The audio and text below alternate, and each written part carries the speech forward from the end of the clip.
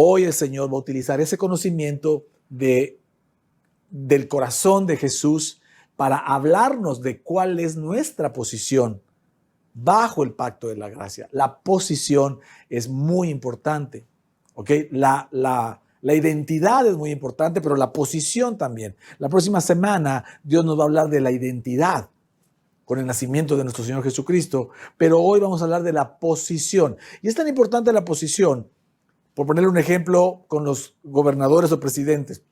La identidad puede saber que son presidentes, está bien, pero la posición es la que les da el poder de hacer las cosas porque tienen la posición. ¿Me está siguiendo? Bueno. Salmo 110:1, si me acompaña, por favor, dice así. Jehová dijo a mi Señor, dice el salmista, siéntate a mi diestra hasta que ponga a tus enemigos por estrado de tus pies. Este es un salmo mesiánico. Es un salmo en donde el salmista está hablando de Jesús nuestro Señor. Pero quiero que usted no se olvide que cuando la palabra habla de nuestro Señor, también está hablando de nosotros. La razón, porque nosotros estamos en Cristo. Por eso Gálatas 3:28 lo dice para nosotros, porque todos vosotros sois uno en Cristo Jesús. Cuando tú entiendes lo que significa ser uno en Cristo, sabes que cada vez que Dios le habla a su Hijo o que la palabra de Dios habla de Jesús, está hablando de ti, porque Jesús está en ti, tú estás en Él, tú y Él son uno, y entonces a ti y a mí el Señor nos está diciendo, siéntate a mi diestra. Y eso es maravilloso, eso es glorioso. Te voy a explicar un poco. La palabra siéntate es una palabra de posición, de descanso. O sea, Dios te está diciendo, reposa, descansa. Y eso significa que en los momentos difíciles de la vida, los que no entendemos, en tiempos de ansiedad, en tiempos de dificultad, lo que Dios te dice es, siéntate, descansa, reposa. No pretendas que sean tus esfuerzos lo que va a hacer que se solucionen las cosas. Tú tienes que hacer un esfuerzo seguramente, igual que yo, por salir de esas circunstancias, pero ya no creemos que eso es lo que nos saca. No, eso es una consecuencia, el esfuerzo es una consecuencia de la gracia que recibimos de parte de nuestro Dios. Amén. Dice Hebreos 4:11, esforcémonos pues por entrar en ese reposo. Es decir, si vamos a confiar en alguna obra de nuestras manos, que sea confiar en la obra o en el esfuerzo de entrar en el reposo de Dios, de sentarnos delante de Dios, junto a Dios, con esa confianza. Y eso es para que no caigamos de la gracia. Esta frase de no caer de la gracia, usted la ha escuchado hace muchos años seguramente, inclusive la usamos en lo natural. Es que ya cayó de mi gracia, o en aquel tiempo, ¿verdad? Cuando de jovencitos andábamos tras alguna jovencilla, ¿verdad? Y de repente hacíamos algo que les caía mal y ya nos dejaban de hablar, es que ya caí de su gracia. Y eso lo hemos interpretado como que caemos de la gracia de Dios cuando lo hacemos enojar por nuestros pecados o por nuestras acciones. Y la Biblia no tiene nada que ver con eso. Mire lo que significa caer de la gracia de Dios. Gálatas 5:4 dice así: aquellos de entre ustedes que tratan de ser justificados por la ley, o sea, por sus obras, han roto con Cristo, han caído de la gracia. La gracia es más alta que la ley. Tú y yo, si estamos en la gracia y bajo la gracia, cuando en lugar de valorarnos y valorar al Señor por su obra hacia nosotros, en lugar de hacerlo por su gracia, regalo inmerecido, lo hacemos o lo queremos hacer por nuestras obras, las buenas o las malas que dejamos de hacer, en ese momento, ¡pum!, caemos de la gracia. La ley es para niños que necesitan lo que deben hacer y lo que no deben hacer. La gracia es para adultos espirituales. Antes, el ser un niño espiritual o un adulto espiritual hablaba de tiempo en la iglesia. Los que tienen más tiempo en la iglesia son ancianos espirituales o adultos espirituales, y los que van llegando son niños espirituales. Nada de eso está en la Escritura. La Escritura habla de quien entienda la gracia, ese ya no necesita leche adulterada, ya está comiendo sólido, porque la gracia es para adultos. La ley es para los niños que necesitan saber lo que deben y lo que no deben hacer. Amén. Entonces, para no caer de la gracia, no busquemos valer o creer que son nuestras obras lo que provoca que algo suceda a favor nuestro. ¿Me sigue? Entonces, aquí la recomendación en esta primera parte, siéntate y reposa, descansa, confía en el Señor. Y lo segundo que dice este versículo es, a mi diestra, dice Dios. Te está invitando con esto a que te sientes en la misma ubicación y posición que Jesús tiene junto al Padre. La razón, la que dije en un inicio, Jesús está en ti, tú estás en Jesús por la obra de la cruz, no por tus obras, entonces tu lugar es a la diestra de Dios. Ojo acá, no es que esté Dios, Jesús a su diestra y 2,000 millones de cristianos de toda la historia ahí, a ti te toca el lugar. No. Todos los hijos de Dios, todos los que creemos en Jesús, estamos al lado de Dios, a la diestra de Dios, sentados en el mismo lugar, en la misma ubicación de nuestro Señor Jesucristo, porque estamos en Él. Amén. Entonces de aquí toma nombre el mensaje de hoy, siéntate a su diestra, tu posición bajo la gracia. ¿Vale? Muy bien. Esta primera sección del mensaje le llamé ¿con qué te identificas más? Si algo anhela la gracia es que tú y yo podamos recuperar, déjame decirlo así, o entender acerca de la posición que nosotros tenemos como hijos de Dios. Es desde la posición, desde donde decimos las cosas, que podemos ver que el cielo obra a favor de nosotros. Es la posición. Y voy a ponerte algunos ejemplos, o una pregunta te quiero hacer primero. ¿Tú con qué te identificas? ¿Te identificas con lo que ves y haces? ¿O te identificas más con lo que Dios dice que eres? Y te voy a poner ejemplos. Los pecados, por ejemplo. Tu pecado. Hebreos 19:17. Dice la palabra. Y nunca más me acordaré de sus pecados y transgresiones. Pues donde hay remisión de estos, o sea, de pecados, no hay más ofrenda por el pecado.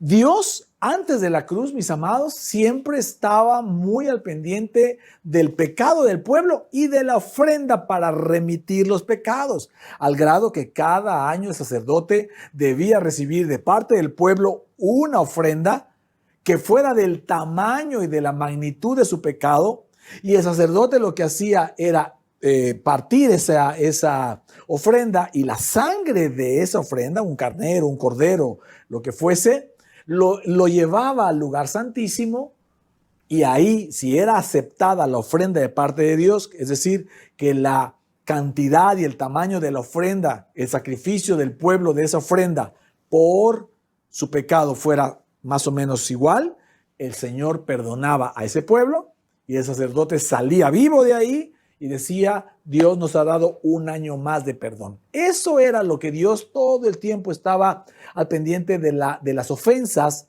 del pecado del pueblo. Pero después de la cruz, eso cambió. Y esto es lo que la gracia hace con la gente cuando la gente comienza a filtrar la escritura, tomando en cuenta la cruz. Antes de la cruz fue una cosa, después de la cruz es otra manera en que Dios trata a su pueblo. Entonces podemos entender que a partir de la cruz ya Dios ya no está al pendiente de las ofrendas por el pecado. Por eso dice, no me acordaré de tu pecado ya fue castigado en la cruz, ya está ahí, ya mi hijo se lo llevó, ya lo castigué, ya lo enjuicié y salió culpable, ya no hay más, ya no hay pecado en tu vida. Entonces, pero la realidad es que muchos de nosotros, a la hora de pelear, de cometer un juicio, un chisme o cosas peores, ¿verdad? Quedamos como más identificados con lo que hicimos o lo que dejamos de hacer que con lo que sabemos que Dios escribió a través de su Santo Espíritu, de lo que Jesús hizo por nosotros y lo que eso significa para nosotros. Nos identificamos más con el mismo pecado con lo que estamos haciendo o viendo, en lugar de identificarnos con lo que Dios dice que Jesús hizo por nosotros. Ahora vayamos, por ejemplo, a las aflicciones. Jesús dijo, Juan 16:33, yo les he dicho estas cosas para que en mí hayan paz. En este mundo afrontarán aflicciones, pero anímense, yo he vencido al mundo. Aquí otra vez la pregunta es, el problema de esto es que muchas veces nosotros nos estamos identificando más con la circunstancia que estamos viendo que con lo que Jesús dijo y con lo que Jesús ve de nuestras circunstancias. No sé si me estoy explicando. Viene una situación, viene un problema, una crisis, un problema económico, problemas en el trabajo, en la oficina, lo que sea, y entonces la gente se identifica más con lo que está viviendo y por lo tanto viene el desánimo y la circunstancia, en lugar de animarse como Jesús dijo, yo ya lo vencí. Entonces, ¿qué pasa cuando hay una circunstancia difícil? Recíbela, qué bueno que estás ahí, qué bueno que Dios te deja enfrentar esa situación difícil, pero yo no me voy a identificar con lo que estoy viendo o con lo que tengo que hacer para salir de acá. Yo me identifico con lo que Jesús dice de esta circunstancia. Y lo que Jesús dice es que Él ya la venció. Y entonces es por eso que nosotros necesitamos saber, para encontrar nuestra posición, ¿verdad? Para encontrar nuestra posición bajo la gracia, es que tenemos que entender con qué nos estamos identificando. ¿Te identificas con lo que ves y haces? ¿O con lo que dejas de hacer, etcétera? ¿O te identificas con lo que Dios dice de ti? Y la realidad es que la tendencia de tu carne, de tu cuerpo, de tu mente va a ser identificarte con lo que haces. Cuando haces cosas buenas, dices, bueno, estoy haciendo lo bueno. Y cuando haces cosas malas, otra vez, ahí está. En lugar de identificarnos con lo que el Señor hizo. ¿Me sigue? Pero hay una buena noticia que está en la sección 2 de este mensaje. Ya no estamos en la carne. Y esta es una excelente noticia que yo espero que haga saltar tu corazón como lo hizo con el mío. Dice la Biblia, Romanos 6:6, dice así: sabiendo esto, que nuestro viejo hombre fue crucificado juntamente con él, ¿con quién? Con Cristo, para que el cuerpo del pecado sea, ¿qué? Diga conmigo, destruido. Exacto. Destruido, el cuerpo del pecado ha sido destruido a fin de que no sirvamos más al pecado. Eso que está diciendo es que, miren, muchos de nosotros luchamos más que contra el pecado externo que hacemos o situaciones externas, luchamos más con el constante impulso a pecar. Cuestiones de lascivia, cuestiones de ira, de juicio, de chisme. No es tanto lo que a lo mejor llegamos a hacer de todo esto, sino lo que peleamos adentro con batallas de estar siendo tentados a la lascivia, la lujuria, el chisme, la queja, el juicio, el pleito, la contienda. ¿Me sigue? Aquí algo muy importante es lo que dice este versículo. Tu viejo hombre, que es tu carne, tu viejo hombre ya fue crucificado. La carne ya está crucificada con Cristo. Entonces tú ya no vives en la carne. Esta es la excelente noticia. Tú y yo vivimos en el Espíritu. El Señor no ve nuestra carne, el Señor ve nuestro Espíritu. Mira lo que dice Romanos 8:9. Dice así: mas vosotros no vivís según la carne, sino según el Espíritu. ¿Ok? Y te da una condición. Si es que el Espíritu de Dios mora en vosotros. Y si alguno no tiene el Espíritu de Cristo, no es de él. Ok. ¿Qué significa que el Espíritu Santo more en ti? Lo predicamos hace unas semanas. Significa que tú crees que la obra consumada de la cruz fue por amor a ti y que el Espíritu Santo vino a llenarte. Solo los que reciben la palabra de gracia de Jesús son los que pueden estar llenos del Espíritu Santo. Si tú ya recibiste y entendiste y creíste que la obra de la cruz es la que a ti te hace estar lleno del Espíritu Santo, el Espíritu Santo mora en ti. No tiene nada que ver con la cantidad de tiempo que oras, no tiene nada que ver con las lenguas que hablas, no tiene nada que ver con la cantidad de congresos cristianos a los que vas, no tiene nada que ver con eso. Todo eso es bueno, pero nada de eso te da unción.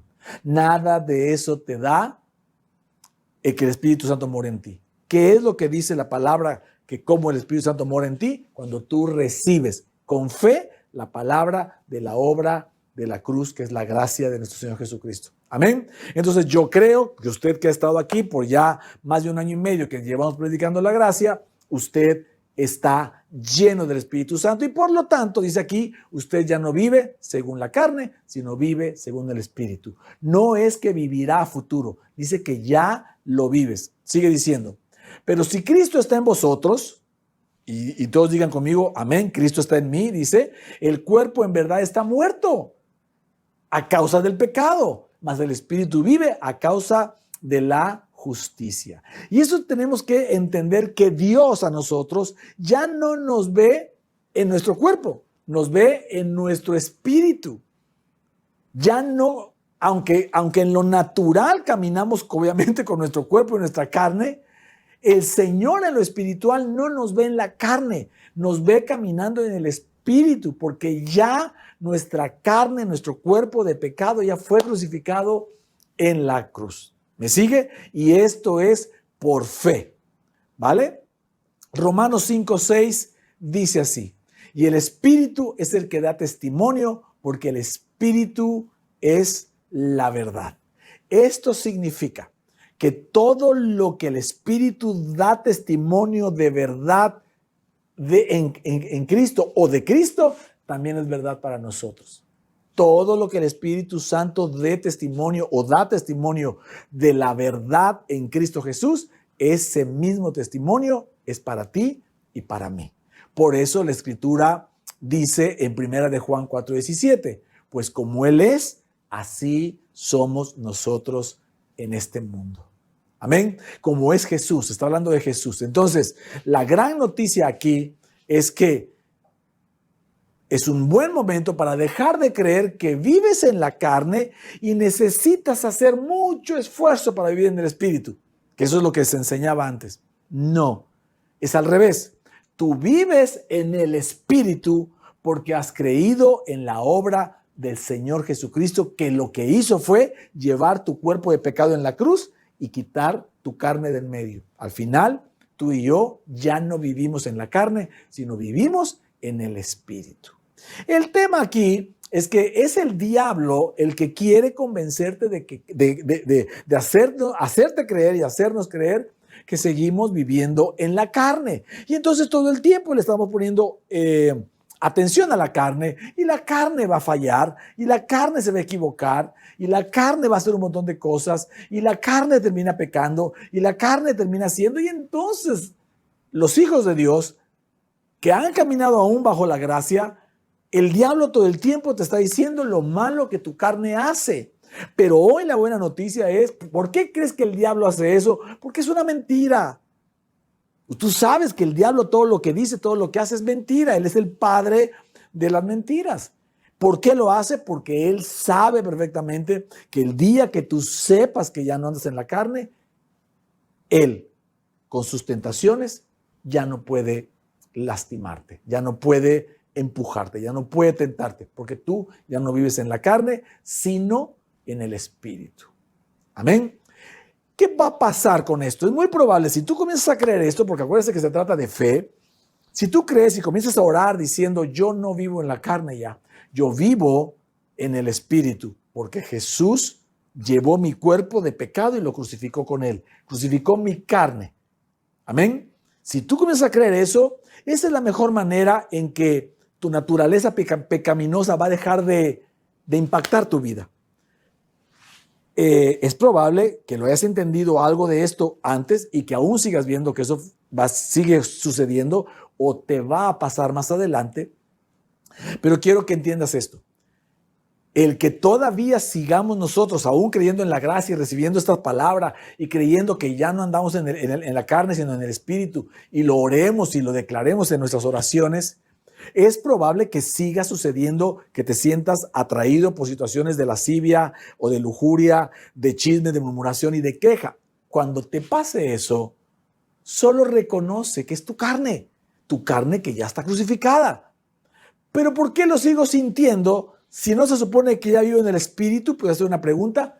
Ok, de igual manera que cuando te bajas de un barco, depende de la cantidad de tiempo que hayas estado, te bajas del barco que te trajo o de una lancha o de lo que sea, que te trajo por unas horas o días, dependiendo, con un bamboleo, la gente se baja y siente que el barco se sigue moviendo cuando ya está en tierra. Bueno, esa sensación no es real, solo es una sensación.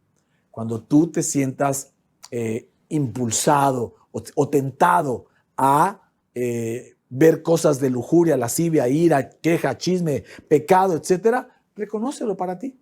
Ahí está, pero es solo eso, un poco del vaivén natural de tu carne vieja que ya está crucificada, que todavía queda como, porque eso se pasa, ese vaivén se pasa. Bueno, así va a pasar contigo y conmigo, porque ya no le vas a poner atención a la carne, ya no vas a creer en la carne, sino tú vas a comenzar a creer que hoy vives en el Espíritu, porque eso fue lo que vino a hacer el Señor, a tomar nuestra carne de pecado y hacernos vivir en el Espíritu. ¿Cuántos pueden decir amén a eso? Si usted está recibiendo esta palabra, ponga algo ahí en las redes, ayúdenos a que este mensaje pueda llegar a muchas más personas, ¿vale? Bueno, muy bien. Ahora vamos a la última sección, ya para terminar el mensaje. Esta sección le llamé haciendo oraciones correctas. Si bien es cierto, es bueno orar, aún bajo la gracia, nunca ha sido un tema de que porque estoy bajo la gracia ya no oro, ya no ayuno, ya no leo la palabra, nada de eso. Todo lo contrario. ¿Cuál es la diferencia? Que antes ibas a orar para valer, ibas a orar para justificación, ibas a orar para que Dios estuviera cerca de ti, ibas a orar para que Dios te bendijera. Hoy no, hoy todo eso ya fue ganado en la cruz. Y vas a orar para encontrarte con tu Señor. Hoy estás entendiendo que estás sentado a la diestra del Padre. Amén. Entonces, hacer oraciones es bueno orar, pero tienes que orar cosas que sean verdad. Si tus oraciones no son verdad, el Espíritu Santo dice la palabra que es el que da testimonio de la verdad. Entonces, si tú lo que estás orando no es verdad, el Espíritu Santo no puede tomar esa palabra y llevarla al Señor, porque esa palabra no es verdad. ¿Ok? Te voy a poner un ejemplo con lo que estamos predicando o hablando este mensaje. Si tus oraciones con respecto a tu carne son, por ejemplo, Señor, ayúdame, que mi carne no me haga tentar, que no caiga yo, porque tú sabes que mi carne me ha provocado problemas.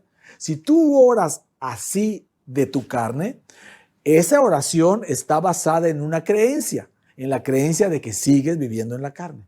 El Espíritu Santo sabe que ya no vives en la carne, pero tú no lo sabes. Entonces, esa oración, el Espíritu Santo no la puede llevar como testimonio delante del Padre, porque esa oración no es verdad. Amén. La oración hoy acerca de eso podría ser: Señor, gracias por llevar mi cuerpo, mi carne a la cruz, y hoy sé que está crucificada y tú me haces vivir en el Espíritu. Y esa es la razón por la cual yo te siento cada vez más, yo te veo cada vez más, yo te oigo cada vez más, tú me llenas cada vez más porque yo vivo en el Espíritu.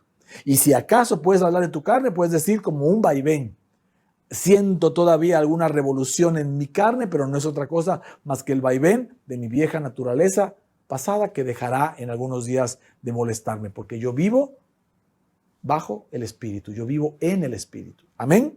Esa es una gran diferencia. Entonces, sí es bueno orar, pero si vamos a orar cosas equivocadas, le diré, ¿sabe qué? Es mejor no orar. Por eso es importante que usted ore, como le he enseñado, bajo la gracia. Le he aconsejado que ore bajo la gracia y dejemos de orar la tradición que nos heredaron y que heredamos nosotros y que compartimos de algún tiempo. Dejemos de orar la tradición de mezclar la gracia y la ley. ¿Qué es esto? Sí recibo al Señor, su gracia, su favor, su salvación, pero yo tengo que hacer para que eso se manifieste en mi vida. Entonces, estamos haciendo nulo el sacrificio de Jesús. Otro ejemplo, la gente que le gusta mucho orar en contra del enemigo. Desde hace mucho tiempo Dios me hacía sentir que esas oraciones no tenían sentido. Sin embargo, pues no había yo podido entender esta parte, ¿no? Me acuerdo que hace muchos años en la iglesia donde nos congregábamos se hacía mucho la guerra espiritual. Y era una tensión que le poníamos al demonio. Y mucha gente, inclusive compramos libros que hablaban de demonios, ¿verdad? Oraciones que derrotan demonios. Y ahí te explican, ¿verdad? Que la guerra espiritual y los principados y los tronos y los no sé qué. Y hay gente que sabe más del diablo que de Dios. Entonces, si tú vas a orar en contra del enemigo, en contra del diablo, y te la pasas hablando de él, estás orando contra un enemigo que está vencido. El diablo está vencido. Jesús lo venció en la cruz. Lo exhibió públicamente para que tú y yo lo viéramos públicamente, para que no fuera algo secreto, fue público. ¿Por qué tienes que orar en contra de un enemigo vencido? Imagínatelo, por favor. Está tirado en el piso, golpeado y noqueado por Jesús. Por su amor a nosotros, Él venció al pecado y a la muerte y al diablo. Y su destino, su futuro es el lago de fuego eterno. ¿Cierto? Ok. ¿Y tú vas a orar por Él o contra Él? Señor, repréndelo. Señor, que Él no haga esto. Señor, que las huestes... ¿De qué estás hablando si está vencido? ¿Sabes que la victoria de Jesús contra el enemigo es por fe también? Tú no estuviste ahí, ni yo tampoco. Pero creemos lo que dice la palabra. Jesús dijo, yo ya he vencido al mundo, yo lo vencí y lo exhibió públicamente venciéndolo en la cruz. El tema aquí interesante es que cada vez que alguien ora en contra del diablo vencido, lo vuelve a levantar. ¿Usted cree? Lo vuelve a levantar porque al final se trata de fe. Fe en Dios o fe en el diablo. Entonces, si el diablo está vencido y tú oras a Dios y agradeces a Dios por la victoria contra el enemigo, él no se puede levantar de ahí. Pero si en lugar de eso, tú sigues orando en contra del diablo que está vencido, lo que estás diciendo es, Señor, no creo que tú hayas ganado esa batalla y yo tengo que reprenderlo y yo tengo que... ¿Sí me estoy explicando? Entonces, al final, si vamos a orar, necesitamos orar las cosas que son verdad conforme a la Escritura. ¿Sale? Terminaría con esto. Oraciones en el nombre de Jesús. Esto es maravilloso. Tener el nombre de Jesús, que es el nombre sobre todo nombre, es glorioso. Pero pareciera que la iglesia ha tomado el nombre de Jesús como un cliché mágico, déjeme decirlo así para poderme explicar. Como un cliché que al pronunciar la frase en el nombre de Jesús, que son 5 palabras, en el nombre de Jesús, 5 palabras, que al pronunciar estas palabras, esto toma poder, porque estoy orando en el nombre de Jesús. No, ahí no estás orando en el nombre de Jesús. Ahí estás diciendo la frase en el nombre de Jesús y son 2 cosas diferentes. Y eso tiene que ver con la fe. Orar en el nombre de Jesús significa orar, escucha esto, significa orar desde la posición que Jesús tiene. Y la posición que Jesús tiene es a la diestra del Padre. Y es la misma posición que tú tienes. Te lo voy a explicar de esta manera. Imagínate, por un momento solo, por favor, que yo soy Dios. Perdón. Que yo soy Dios. ¿Sale? Estoy sentado en mi trono. Y tú estás en un auditorio como de unas, para que tengamos capacidad de imaginación, 5,000 personas, ya son muchas. Y tú estás como a la mitad del salón, ni siquiera hasta, es más, te voy a mandar hasta atrás. Estás en la última fila de ese precioso auditorio de 5,000 personas. Y tú desde allá quieres hablar conmigo, que soy Dios. Y me quieres orar y me quieres pedir algo desde allá. ¿Qué harías? Pues pararte y gritar. Y gritar con todas tus fuerzas, que es lo que hace mucha gente en la iglesia, como si los gritos espantaran a alguien, al diablo, o hicieran voltear a Dios, ¿no? Y se pegan unas gritonizas tremendas, ¿no? Imagínate que tú desde allá me estás gritando para que yo te escuche y desde allá me estás dando tus argumentos de tu oración, de lo que le estás pidiendo a Dios. ¿Me estás siguiendo? Eso es lo que la mayoría de nosotros hacemos a la hora de orar, estamos creyendo que Dios está lejano. Por eso hablé de la posición, lo importante que es entender la posición bajo la gracia. La posición bajo la gracia es a la diestra de Dios, a un lado de Dios, porque aquí está Cristo a su diestra. Ahora imagínate que eso que me estás pidiendo, que sea cualquier cosa, tu economía, tu matrimonio, tu salud, lo que quieras, en lugar de hacerlo desde allá, tienes la capacidad de caminar todo el auditorio y que te pongan una silla aquí y sentarte junto a Dios. ¿Cuál será la diferencia? Ya me imagino la desesperación de estar gritando para que te escuche Dios y a ver si te oye y entonces escuche tus argumentos, a la diferencia de sentarte a su diestra. Me voy a hacer un poquito para acá. Sentarte a su diestra. A ti Dios te queda a tu siniestra, ¿verdad? A tu izquierda. Y aquí a solas, en intimidad, le puedas hablar a tu papá y le puedas explicar lo que quieres, lo que necesitas. Desde la posición de Jesús. No nada más la posición física, espiritualmente hablando, sino la posición de fe donde Jesús dijo, Padre, yo sé que siempre me oyes.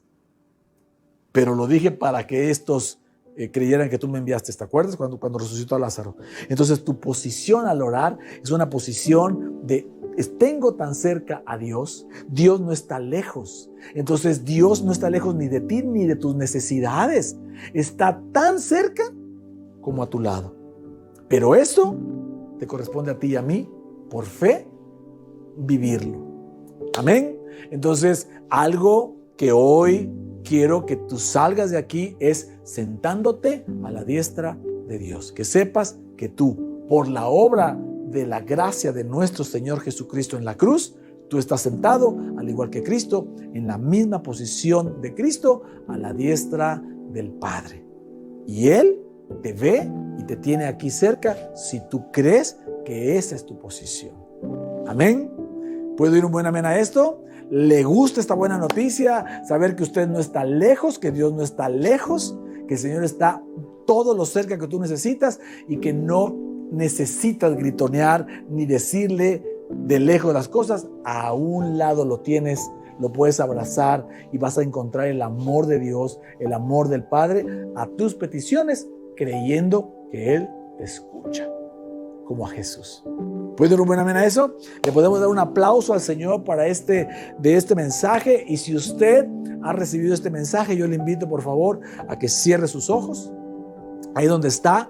Si usted que está escuchando este mensaje no ha recibido a Jesús, este es un buen tiempo. No necesita hacer más nada que confesar con su boca que Jesucristo es su Señor y Salvador a partir de hoy. No importa todo lo que haya hecho antes, no importa lo que vaya a hacer después. Jesús no le pide nada a cambio, su amor es incondicional. Solo si usted hace una oración genuina diciendo algo como esto: Señor Jesús, hoy te reconozco como mi Señor y mi Salvador. Sé que moriste en la cruz por mí, pero resucitaste al tercer día. Y hoy estás sentado a la diestra del Padre y yo estoy en ti y tú en mí. Y tú me haces poderme sentar a la diestra del Padre también. Gracias, Jesús, por darme esta posición bajo la gracia y saber, Señor, que tú vas a estar conmigo así de cerca todos los días de mi vida. Amén. Y todos los demás podemos decir amén por todas aquellas personas que hoy están recibiendo a Jesús por primera vez.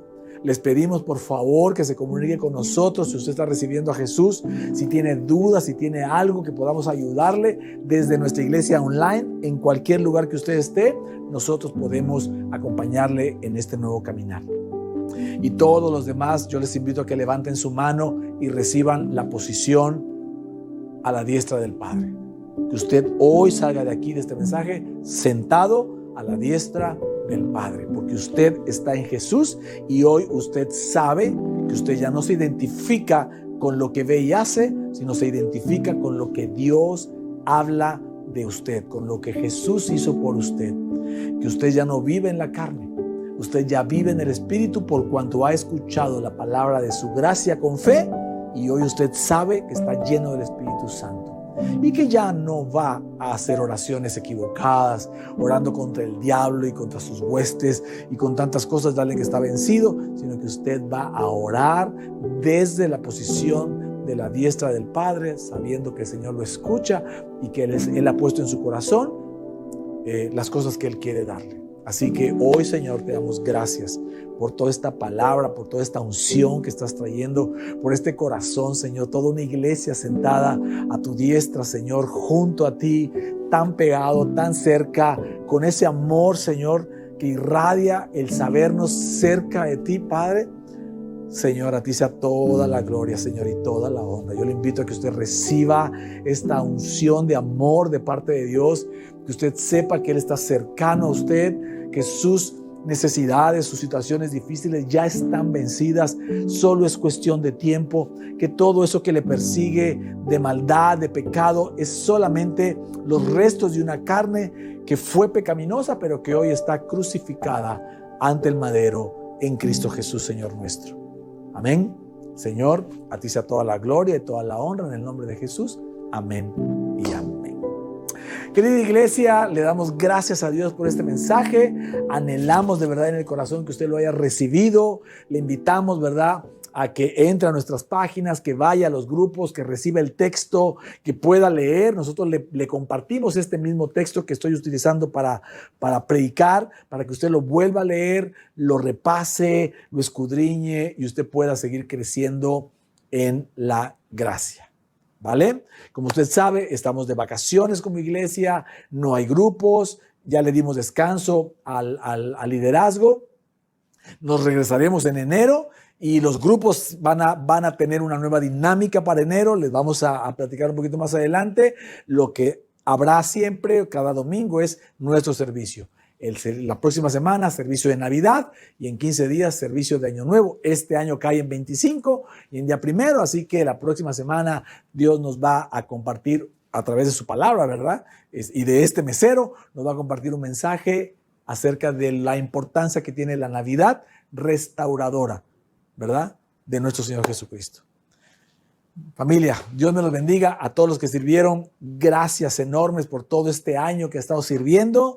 A todos los que hacen posible estas transmisiones, Dios los bendiga. Saben que su mayor paga está en el cielo. Y por favor, una vez más, 2 cosas. Ayúdenos a compartir este mensaje por todas las redes sociales de la iglesia. Sea intencional, entre a las páginas a buscarlo, y también aquí le vamos a dejar la cuenta donde usted puede sembrar en esta iglesia. Si este mensaje le gustó, si le sirvió, si cree que podemos hacer algo más por la gente, no deje de enviar sus ofrendas, sus diezmos a esta dirección, a esta cuenta, para que estos ministerios puedan seguir creciendo y abarcando a mucha más gente. ¿Vale?